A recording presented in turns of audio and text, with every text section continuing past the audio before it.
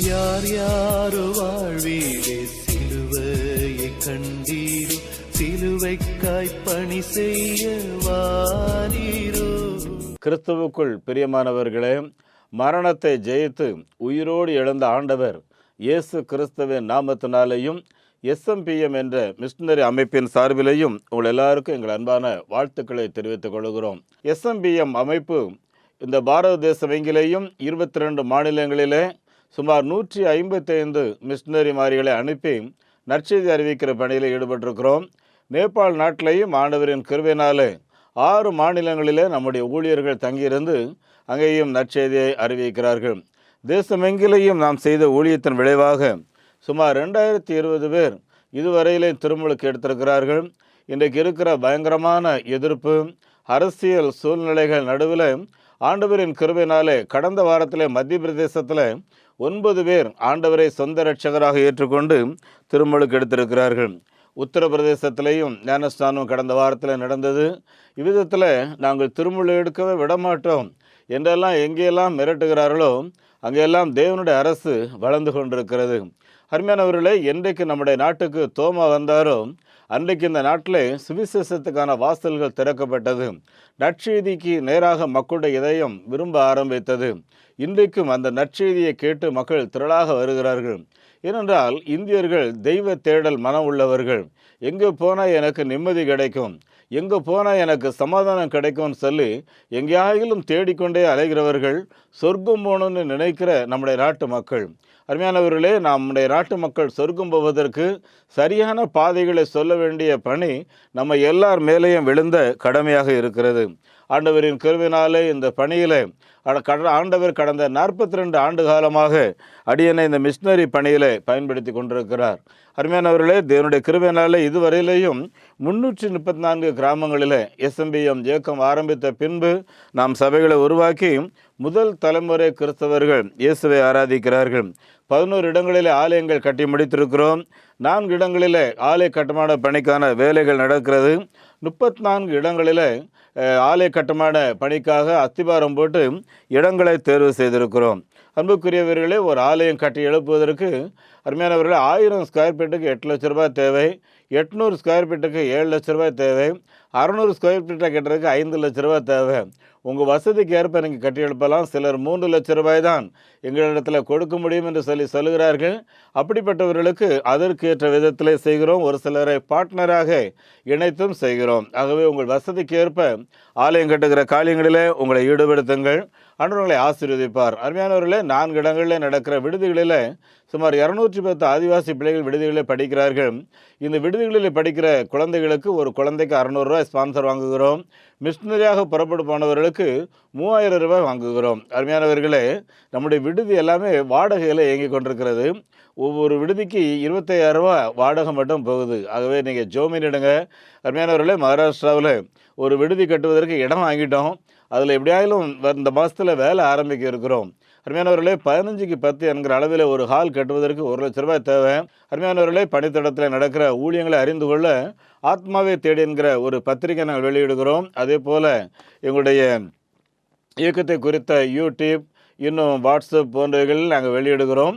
அதோடு கூட எங்களுடைய SMPM.co.in என்கிற எங்களுடைய வலைதளத்திலையும் சென்று இந்த ஊழியங்களை நீங்கள் அறிந்து கொள்ளலாம். யூடியூப் முகவரி SMPM mission movement, NGPM mission movement reverend Koilraj போட்டியில் என்றால் எங்களுடைய யூடியூப் சேனலை நீங்கள் பார்க்கலாம். உங்களுடைய நண்பர்களுக்கும் அறிமுகப்படுத்துங்க. எங்களுடைய ஊழியங்கள் வளர்ந்து கொண்டு போகிறது. ஆனால் எங்களுக்குன்னு ப்ரொமோஷனல் செக்ரட்டரிஸ் கிடையாது, பெரிய அளவில் சபை ஆதரவும் எங்களுக்கு கிடையாது. ஆனால் தேவனின் பிள்ளைகள் ஒருவரை ஒருவர் சொல்லி இந்த ஊழியம் நடக்கிறது. இன்னைக்கு காலையில் கூட மதுரையிலிருந்து ஒரு தாயார் அவங்க மக சென்னையில் வசிக்கிறாங்க. மகாட்ட ஃபோன் நம்பரை கொடுத்து என்கிட்ட பேசினாங்க. எங்கள் அம்மா கொடுத்தாங்க, டிவியில் பார்த்தாங்களாம்.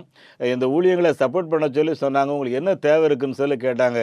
அன்புக்குரியவர்களே, இப்படி இந்த டிவி ப்ரோக்ராமை ஒருவரை ஒருவர் அறிமுகப்படுத்துகிறார். நீங்களும் செய்யுங்கன்னா ஆண்டவர் வரும்போது கேட்பார், உனக்காக நான் மரித்தேனே, எனக்காக நீ என்ன செய்தோன்னு சொல்லி. நம்ம தேசத்தின் ரட்சிப்புக்காக ஜெபம் பண்ணுறோம். அதே சமயம் இப்படிப்பட்ட மிஷனரி ஊழியங்களை நம்ம தாங்குகிறோம். மற்றவர்களையும் தாங்குவதற்கு நீங்கள் ஊக்கம் கொடுக்கலாம். அன்புக்குரியவர்களே, ஒரு ஜெபக்குழுக்களை ஆரம்பித்து நீங்கள் ஜெபம் பண்ணலாம். அருமையானவர்களே, கடந்த 1ஆம் தேதி இந்தியா ரட்சிக்கப்படணும்னு சொல்லி ஒரே நேரத்தில் கிட்டத்தட்ட ஒரு 10,000த்துக்கும் மேற்பட்ட இடங்களில் ஜெபம் நடந்துச்சு பார்த்துக்குங்க. இந்த ஜெபத்தின் விளைவாக பிசாசின் கிரியில் அழிக்கப்பட்டு ஏராளமான ஜனங்கள் வாஞ்சையோடு தேவனுடைய அரசுக்கு வர்றதுக்கு ஆசையாக காத்திருக்கிறாங்க. என் அன்புக்குரிய ஆண்டவருடைய பிள்ளைகளே, நீங்களும் இந்த வருகையில் தேவனுடைய சமூகத்தில் வெறுங்கையோடு போகவே கூடாது. ஒரு கூட்ட ஆத்மாக்களை ஆதாயம் செய்ய வேண்டும். லூக்கா 15:10 எழுதியிருக்கு, மனம் திரும்புகிற ஒரு பாவி நிமித்தம் பரலோகத்தில் மிகுந்த சந்தோஷம் உண்டாயிருக்குன்னு சொல்லி. ஆகவே அந்த சந்தோஷம் உங்கள் மூலமாக உண்டாயிருக்கணும். அன்புக்குரியவர்களே, இந்த இயக்கத்தின் பொருளாதார தேவைக்காக எந்த வெளிநாட்டுக்கும் போக மாட்டோம், யாரும் கொடுத்தாலும் வாங்க மாட்டோம். நம்முடைய தேவனுடைய பிள்ளைகள், நம்ம நாட்டை சேர்ந்த பிள்ளைகளிடத்திலிருந்தான் இந்த ஊழியங்களை நாங்கள் செய்து கொண்டிருக்கிறோம். அருமையானவர்களே, ஏராளமான அற்புதங்கள் அடையாளங்கள் மூலம் ஆண்டவர் தம்முடைய வார்த்தைகளை இந்த நாட்டில் உறுதிப்படுத்தி கொண்டிருக்கிறார். கடந்த வாரத்தில் மத்திய பிரதேசம், இன்னும் ராஜஸ்தான், குஜராத் சென்று வந்தேன். எங்கு பார்த்தாலும் நல்ல ஒரு அறுவடை ஆயத்தமாக இருக்கிறது. ஆகவே எல்லா மிஷினரிஸையும் அதே போல் விசுவாசிகளுக்கும் ஆத்தும ஆதாய பயிற்சி கூட்டங்களை நாங்கள் இப்பொழுது ஒழுங்கு செய்கிறோம். ஒவ்வொரு வாரமும் ஒவ்வொரு இடத்துல நடக்குது. அருமையானவர்களே, ஒரு பயிற்சி முகாமில் ஒரு 65 பேர் 70 பேர் வந்து பங்கு பெறுவாங்க. 3 நாட்கள் அந்த முகாம் இருக்கும். இந்த ஒரு முகாம் நடத்துறதுக்கு 3 வேளை சாப்பாடு, அதோடு கூட அவங்களுடைய ட்ராவல் கொடுக்கறதுக்கு 20,000 ரூபாய் தேவை இருக்குது. வளர்ந்துருக்கிற எஸ்எம்பிஎம் போல் ஒரு சின்ன அமைப்புக்கு இந்த மாதிரி தேவையெல்லாம் சந்திக்கிற ஒரு பெரிய போராட்டம். நீங்கள் ஜெபிங்க, ஆண்டவர் ஏவனாருன்னா ஒரு ப்ரோக்ராமை நீங்கள் ஸ்பான்சர் பண்ணலாம்.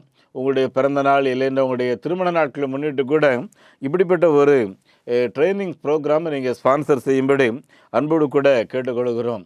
அன்புக்குரியவர்களே, நம்முடைய ஆண்டவர் இன்றைக்கும் ஜீவிக்கிறார், உயிரோடு இருக்கிறார் என்பதற்கு ஏராளமான அடையாளங்கள், அற்புதங்கள் நம்முடைய நாட்டில்.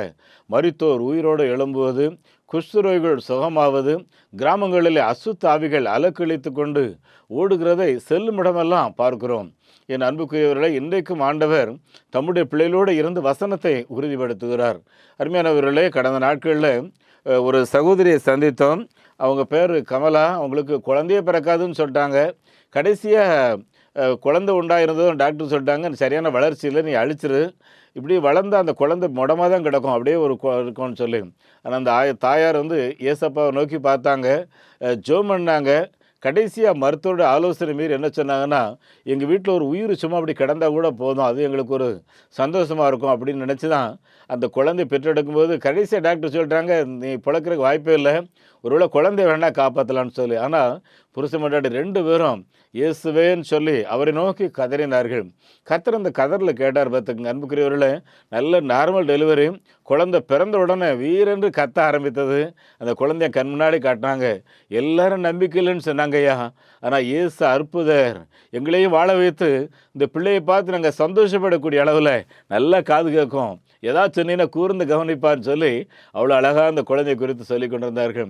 அருமையானவர்களே, உங்கள் குடும்பத்திலையும் எப்பேற்பட்ட சாபங்கள் இருந்தாலும் சரி, எப்பேற்பட்ட போராட்டங்கள் இருந்தாலும் சரி, எல்லாவற்றையும் மாற்றி போட்டு உங்கள் குடும்பத்தில் ஒரு அமைதி, ஒரு சந்தோஷம், ஒரு சமாதானத்தை கொடுக்கறதற்கு இந்த இயேசுவால் மட்டும்தான் முடியும். ஆகவே இந்த இயேசு கிறிஸ்துவின் நற்செய்தியை நம்ம நாடெங்கிலும் இருக்கிற ஜனங்களுக்கு கொண்டு செல்ல வேண்டும். நம்ம நாட்டு அரசியல்வாதிகள் இன்றைக்கு கிறிஸ்தவ மார்க்கத்தை தடை செய்யணும்னு நினைக்கிறாங்க. என் அன்புக்குரியவர்களே, கிறிஸ்தவ மார்க்கம் அரசு சம்மந்தப்பட்டது கிடையாது. இது தேவனுடைய அரசு, பரலோக ஆட்சி, இது சொந்தமானது. இங்கே உள்ள உள்ளூர் ஆட்சியிலெல்லாம் தலையிடுறதுல நமக்கு நேரமும் கிடையாது. அதில் கிறிஸ்தவர்கள் யாரும் ஈடுபடவும் மாட்டோம். மாறாக எலெக்ஷன் நடந்தால் ஓட்டு போடுவோம், அவங்கவுங்களுக்கு பிடிச்ச கட்சிக்கு ஓட்டு போடுவோம், அவ்வளோதான். என் அன்புக்குரிய ஆண்டவருடைய பிள்ளைகளே, ஆகவே அவங்க நினைக்கிறபடி நாம் அரசியலுக்கு நாம் செல்ல போகிறதே கிடையாது. ஆகவே தேவனுடைய அரசை தான் ஸ்தாபிக்க போகிறோம். நீங்களும் ஜெபம் பண்ணிக்கிடுங்க. அருமையானவர்களே, நம்ம நாட்டில் நல்ல ஓப்பன் டோர் பார்த்துக்குங்க. நான் சொன்னபடி தோமா அன்னைக்கு வந்தாரோ அன்னைக்கு திறந்த இந்த நாடு இன்னைக்கு வரை திறந்தா இருக்குது. இது யாரும் அடைக்கவே முடியாது. நம்ம நாட்டு மக்கள் ஒவ்வொருவருமே தெய்வ பக்தி உள்ளவர்கள் பார்த்துக்குங்க. அன்புக்குரியவர்களே, இந்த தெய்வ பக்தி உள்ளவர்களை கர்த்தர் தமக்காய் தெரிந்து கொண்டாருன்னு சொல்லி பைபிளில் எழுதியிருக்கு.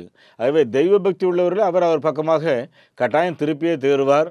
ஆகவே சங்கீதம் 101 பூமியின் குடிகளை எல்லாரும் கர்த்தரை கம்பீரமாய் பாடுங்கள்னு எழுதியிருக்கு. ஆகவே சொன்ன வசனத்தின்படி நம்ம நாட்டு மக்கள் நிச்சயமாய் பாடுவார்கள். ஆகவே எங்களோடு கூட சேர்ந்து இந்த நற்செய்தி அறிவிக்கிற பணியில் நீங்களும் வாருங்கள். கொடுக்குற காணிக்கையை வீணாக செலவு பண்ண மாட்டோம், ஆடம்பரமாக பண்ண மாட்டோம். ட்ரெயின்லலாம் செகண்ட் கிளாஸ் தான். நிறைய நேரங்களில் ட்ரெயினில் இருக்கிற பாத்ரூமில் தான் குளிச்சுட்டு நாங்கள் போகிறோம் பார்த்துக்குங்க. லாட்ஜெல்லாம் எடுக்க மாட்டோம். நேரில் சாதாரண ஆர்டினரி பஸ் தான், லக்ஸரி பஸ் எல்லாம் போக மாட்டோம். எதுக்காக அதெல்லாம் சொல்கிறேன்னா, மிஷினரி ஊழியத்துக்கு தியாகத்தோடு நீங்கள் கொடுக்கக்கூடிய காணிக்கைகளை தாங்களும் உண்மையாக சரியாக பயன்படுத்தணுங்கிறதுல உறுதியாக இருக்கிறோம். ஆகவே ஜெபித்து தீர்மானம் எடுங்க. ஒரு ஹால் கட்டி கொடுங்க. அந்த ஹால் கட்டுறதுக்கு 1 லட்ச ரூபா, ஆலயம் கட்டுறதுக்கு தீர்மானம் கிடைக்கலாம். ஒரு மிஷினரி, ஒரு சைல்டு ஸ்பான்சர்ஷிப் கிடைக்கலாம். ஏதாவது உங்களால் இயன்றவைகளை மாதந்தோறும் அனுப்பி இந்த ஊழியங்களை ஆதரியுங்கள்.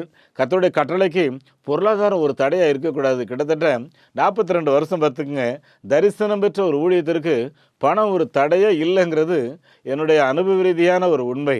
ஆகவே விசுவாசத்தோடு செய்யப்படுகிற அந்த ஊழியத்தில் அவர்களை தேவன் பார்த்து கொள்வாருன்னு நம்ம இருக்க முடியாது. நம்ம மூலமாக தான் தேவன் பார்ப்பார். அவை எழும்பி வாருங்கள். கர்த்தர் உங்களை ஆசீர்வதிப்பார். என்னுடைய அக்கௌண்ட் நம்பர் குறித்து வைத்துக் கொள்ளுங்கள்.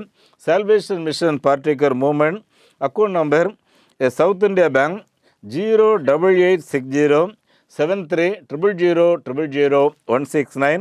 IFSC code SAPL 0000668. எங்களுடைய தொலைபேசி எண் 9043867550 9447375550.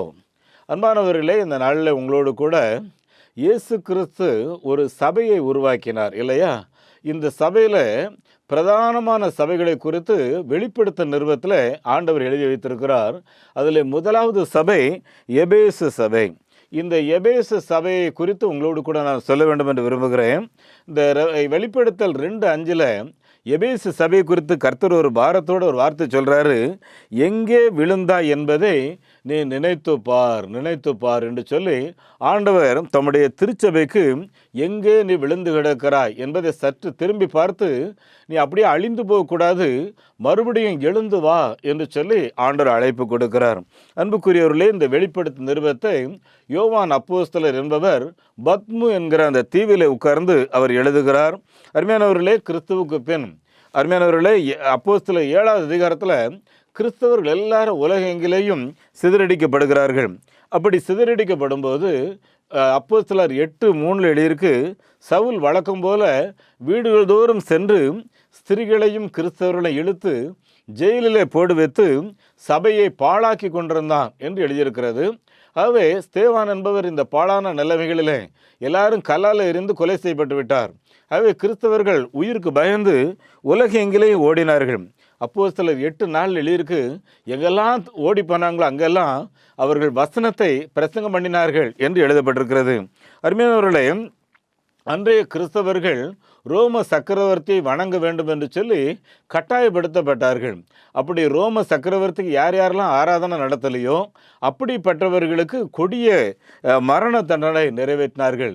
பல நாட்கள் நாயை பட்னியை போட்டு நாய்க்கு முன்னால் கிறிஸ்தவர்களை தூக்கி போட்டுருவாங்க. அதுபோல் செத்து போன உடலில் கிறிஸ்தவரோட உடலை கட்டி நடு வீதியில் அப்படியே தொங்க விட்டுருவாங்க.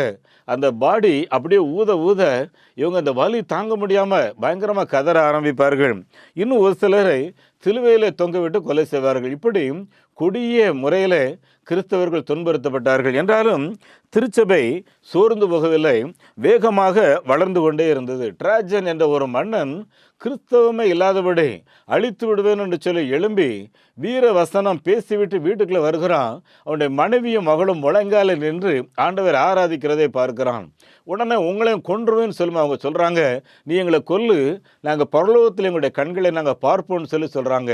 அந்த அளவுக்கு திருச்சபை வீறு கொண்டு வைராக்கியத்தோடு எழும்பி வந்தது. ஒரு காலகட்டத்தில் ரோம சக்கரவர்த்தியே இயேசுவை சந்தித்தார். உலகம் எங்கிலேயும் கிறிஸ்தவம் ஒன்றே சரியான வழி என்று சொல்லி அன்றைக்கு பிரகடனப்படுத்தப்பட்டது. அன்புக்குரியவர்களே, இப்படிப்பட்ட நிலைமையில தான் சபை அதிக அனலோடு இருந்த இந்த சபை எபேசு திருச்சபை ஒரு காலகட்டத்தில் ஆதியில இருந்த அன்பை நீ விட்டுவிட்டாய். உனக்குள்ளாக இருந்த அந்த 1000 மடங்கு அந்த இருந்த சூடு, அந்த கதகதப்பு, அந்த வெதுவெதுப்பு இன்றைக்கு இல்லை. இன்றைக்கு நீ குளிர்ந்து போய் விட்டாய். எந்த நிலைமையில இருந்தாய் என்பதை நீ மனம் திரும்பி சற்று பின்னாலே உன்னை யோசித்து பார். நீ திரும்ப வேண்டிய இடங்களிலே திரும்பு என்று சொல்லுகிறார்.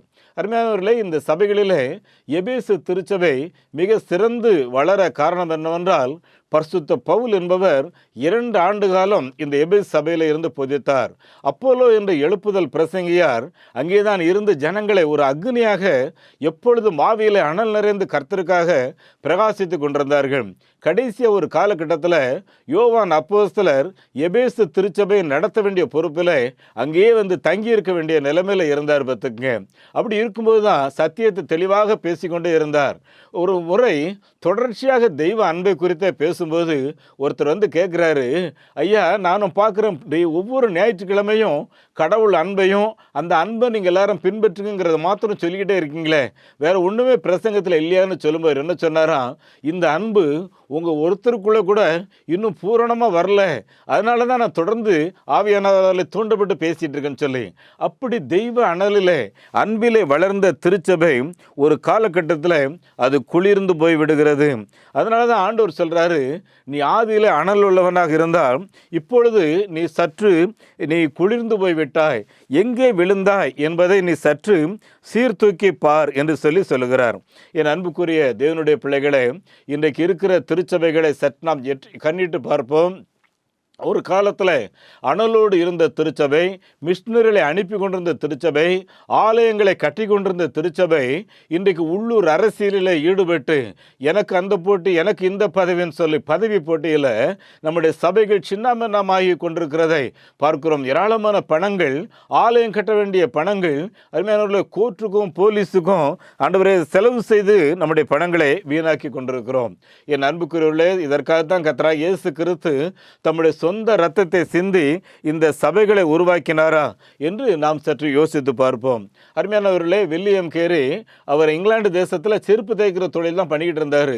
ஒரு நாள் ஒரு மீட்டிங்கில் பேசுகிறாரு. நிறைய பேர் இந்த கையை கொடுத்துட்டு போகிறாங்க, கேரி உங்களுடைய பிரசங்கம் ரொம்ப சிறப்பாக இருந்துச்சுன்னு சொல்லி. அருமையானவர்களே, எல்லாரும் பாராட்டிட்டு போகிறாங்களேன்னு சொல்லி ரொம்ப கண்ணீரோடு அந்த காட்சியை பார்த்து கொண்டு இருந்த வில்லியம் கேரி மன வேதனையோடு நிற்கும்போது அந்த போதகர் வர்றாரு. போதகர் வந்தோடனே போதகர் கையை பிடிச்சி கேட்குறாரு, ஐயா எல்லாரும் நல்லா இருந்துன்னு சொல்லிட்டு போயிட்டாங்க, நீங்களும் மார்க் போட்டுட்டு போக போகிறீங்களா ஐயான்னு சொல்லி அவர் கையை பிடிச்சி அழும்போது அவர் சொன்னாராம், கேரு நான் போக போகிறதில்ல, நாம் ஜெபிக்க போகிறோம். 2 பேரும் அன்றைக்கி அந்த ஃபுல்பீட்டில் முழங்கால் பண்ணிட்டு ஜெபம் பண்ணாங்க. ஜெபம் பண்ண இடத்துல தான் பேப்டிஸ்ட் என்ற ஒரு மிஷன் இயக்கம் அன்றைக்கு உருவாக்கப்பட்டது. அன்புக்குரியவர்களை, ஒரிஷாவில் இருக்கிற எல்லா திருச்சபைகளும் பேப்டிஸ்ட் மிஷனரி இயக்கம் மூலமாக உருவாக்கப்பட்டது. வெஸ்ட் பெங்காலில் உருவாக்கப்பட்டது. அங்கே இருந்து நார்த் ஈஸ்ட்டுக்கு மிஷனரிகள் போக முடியாத நிலைமைகளில் லாரி டிரைவராக போய் இன்னைக்கு நார்த் ஈஸ்டில் ஏராளமான மக்கள் தேவனுடைய பிள்ளையாக மாறுவதற்கு ஆண்டவர் பேப்டிஸ்ட் மிஷனை பயன்படுத்தினார். என் அன்புக்குரிய தேவனுடைய பிள்ளைகளை, நமக்கென்று செய்ய வேண்டிய பணி மகா பெரிய பணி. நம்ம நாட்டில் இன்னும் 98% மக்களுடைய முழங்கால்கள் முடங்கவில்லை. நம்ம நாட்டில் இருக்கிற சுமார் 5 லட்சம் கிராமங்களில் தேவாலயம் கிடையாது. அப்படி இருக்கும்போது இந்திய திருச்சபைகளுடைய மாபெரும் பணி என்ன, ஒவ்வொரு போதகமாருடைய பணி என்ன என்பதை சற்று யோசித்து பாருங்க. காலையில் அருமையானவர்களே, தேவனுடைய வசனத்தை கேட்கிற நீங்கள் உங்கள் சபையின் மூலமாக எத்தனை மிஷினரிகளை அனுப்பி எத்தனை ஆலயங்களை கட்டியிருக்கிறோம். ஒருவேளை மாறாமல் நம்முடைய ஆலயத்தை புதுப்பிக்கிறது, நமக்கு சாமி கட்டடம் கட்டுறது, நமக்கு நாமே நல்ல லக்ஸுரி கார் வாங்குறது, இப்படி தான் இருக்குமான்னு சொல்லி யோசித்து பாருங்க. குறைந்தபட்சம் உங்கள் சபையில் வர்ற காணிக்கையில் தசம பாகத்தையாவது நீங்கள் மிஷினரி பணிக்கு அருமையானவர்களை அனுப்பி வைக்கலாமே. ஒரு மிஷினரி ஸ்பான்சர் தாங்கன்னு சொல்லி சபைகள் தூரம் சென்று கேட்குறோம். பார்த்தீங்கன்னா ஆயிரக்கணக்கான மிஷினரிகள் சத்தீஸ்கரில் மாத்திரம் 15 பேர் என் கையில் போயிருக்கும்போது அப்ளிகேஷன் கொடுத்தேன்னா உங்களோட சேர்ந்து நாங்கள் ஊழியம் செய்ய விரும்ப எங்களுக்கு சான்ஸ் தாங்கன்னு சொல்லி. என் அன்புக்குரியவர்களே, ஜெபியுங்கள், கர்த்தர் உங்களை நடத்தினார் என்றால் எழும்பி முன்வர உங்களை அன்போடு கூட கேட்டுக்கொள்கிறேன். அருமையானவர்களே, இந்த எபேசு திருச்சபையில் உனக்கு ஒரு குறை உண்டு என்று சொல்லும்போது ஆண்டவர் சொல்கிறாரு, உன்னை தனிப்பட்ட முறையில் எனக்கு தெரியும் என்று சொல்லி ஆண்டவர் வெளிப்படுத்தின நிருபம் 2வது அதிகாரம் 2வது 3வது வசனம் சொல்கிறாரு, உன்னை எனக்கு நல்லா தெரியும்னு சொல்கிறாரு. என்னென்ன தெரியும் சொல்கிறாரு, நீ ரொம்ப ஹார்ட் ஒர்க்கர், கடின உழைப்பாளி, எனக்கு நல்லா தெரியும். 2வது சொல்கிறாரு, நிறைய நல்ல காரியங்களை நீ செய்கிற, தான தர்மங்கள் பண்ணுகிறீர்கள், உங்களை பற்றி நான் ரொம்ப சந்தோஷப்படுகிறேன். அதே போல் கெட்டு சீரழிந்து போன துஷ்டர்களை நீங்கள் பக்கத்தில் வச்சு பழகிறதில்ல, மாற அவங்களுக்கு நல்ல செய்தியை கூறி கொண்டிருக்கிறீர்கள் என்று சொல்லுகிறார். 4வது சொல்கிறாரு, பல ஏமாற்றுகிறவர்கள், பொய் சொல்லுகிறவர்கள் அப்போஸ்தலர் போர்வையில் உங்கள் பக்கத்தில் வரும்போது நீங்கள் அவங்கள சரியாக அடையாளம் கண்டு கொண்டு அவங்கள வைக்க வேண்டிய இடத்துல வைக்கிறீங்க, இதுவும் எனக்கு தெரியும்னு சொல்கிறாரு. அது மாத்திரமல்ல, நீங்கள் தொடர்ந்து சத்தியத்தில் வளரணுங்கிறதுக்காக ஒரு விடாமுயற்சி உங்களுக்குள்ள இருக்கிறதையும் நான் பார்க்கிறேன்னு சொல்கிறாரு. என்னுடைய நாமத்தை இவ்வளோ வைராக்கியமாக பின்பற்றுறதுனால உங்களுக்கு நிறைய துன்பங்கள் வருது, அதெல்லாம் பொறுமையோட நீங்கள் தாங்கிக்கிட்டு இருக்கிறதையும் எனக்கு தெரியும், நீங்கள் சோர்ந்து போகாமல் இருக்கிறது எனக்கு தெரியும். என் அன்புக்குரிய தேவனுடைய பிள்ளைகளை, திருச்சபையில் சரியான தலைவர்கள் இருப்பார்கள் என்றால் நிச்சயமாக நான் சொல்கிறேன், விசுவாசிகளை அப்ரிசியேட் பண்ணுவதற்கு மறக்கவே மாட்டார்கள். நான் மிஷினரி அனுப்பில் ஒரே தலைமைத்துவத்தின் கீழே கிட்டத்தட்ட 35 வருஷம் இருந்த மூத்த அண்ணன்மார்களால் அப்ரிசியேட் பண்ணப்பட்ட காலங்களை நான் நினைத்து பார்க்கிறேன்.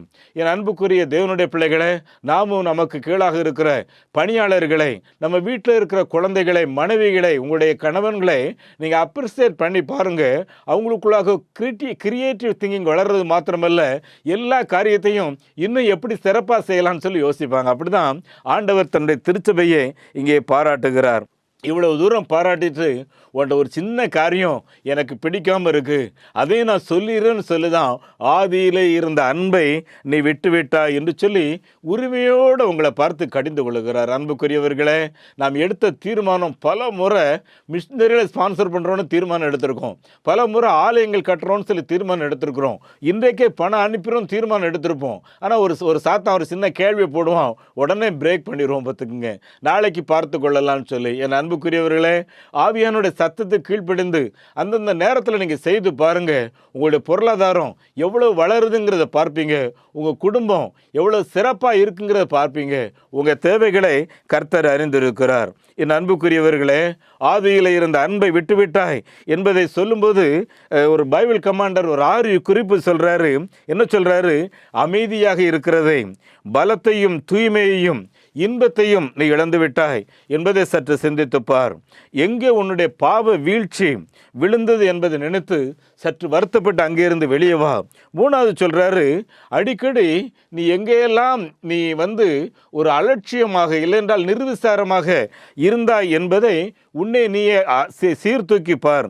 5வது சொல்கிறாரு, மனத்தாழ்மையோட தேவனுக்கு முன்பாக நடக்கிறதுக்கு பதிலாக எங்கெல்லாம் பெருமையோடு நடந்து கொண்டாய்.